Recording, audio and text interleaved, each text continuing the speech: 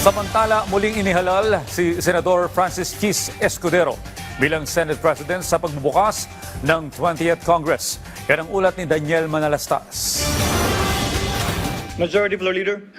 Nagbigay na ng hatol ang mga senador at nagpasyang manatiling Senate President ng 20th Congress si Senator Francis Chis Escudero matapos siyang suportahan ng 19 na senador. Sina Senador Joel Villanueva, Senador Ronald De La Rosa, Senador Sherwin Gatchalian at Senador Raffy Tulfo ang tumayo para magsulong nito. Habang isinulong naman ni Senador Juan Miguel Zubiri na maging Senate President si Senador Tito Soto, pero 5 senador lang ang sumuporta kay Soto. And let me make one more thing clear though. Yes, I may hold the gavel.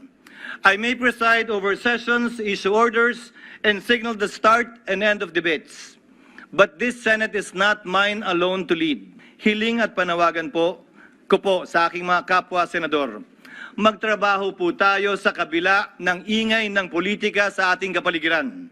Dahil lahat tayo ay nasa isang bangka lamang. Si Soto naman na hindi pinalad sa botohan ang naluklok bilang Senate Minority Leader. Habang si Senador Jinggoy Estrada naman ang naluklok bilang Senate President Pro Tempore. At si Senador Joel Villanueva ang Senate Majority Leader at Chairperson ng Senate Committee on Rules.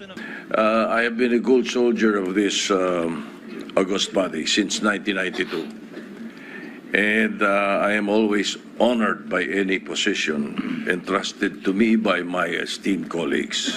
Hindi naman natalakay sa pagbubukas ng sesyon ng Senado ang usapin sa impeachment ni Vice President Sara Duterte. Pero sabi ni Escudero, ibig sabihin ba wala ng impeachment trial, SP?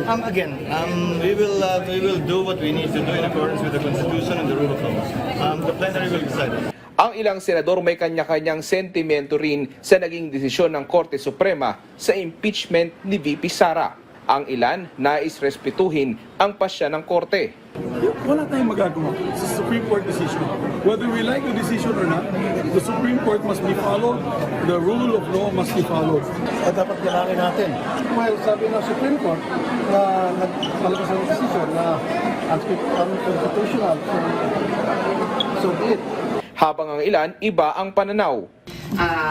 Mukhang, nakakabahala sa kalooban ng lahat. Kaya nga, sinusubukan sa pamamagitan nitong ibang reliefs o proseso, linawin, no? Para hindi maging mas mahirap. Ayon kay Villanueva, magkokokus ang mga senador para matalakay din ang mga prioridad na panukala at posibleng mapasadahan din ang issue sa impeachment. Daniel Manalastas para sa Pambansang TV sa Bagong Pilipinas.